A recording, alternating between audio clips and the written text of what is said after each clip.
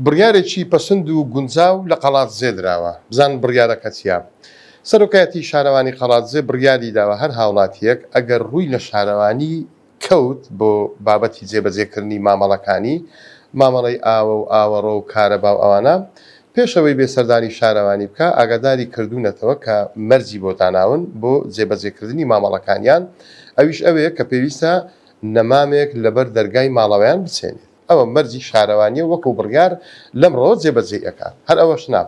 ئەو کەسانەی کە خانوو دروستەکەن دوو جۆر مەرجی بۆ داناون. ئەوانەی کە لە ناو کۆڵانەکان خانوو دروستەکەن پێویستە لەبەر دەرگای خانوەکەی ئەو شوێنێک کە خانووی لێ دروستەکە دوو نەمان بچێنێت.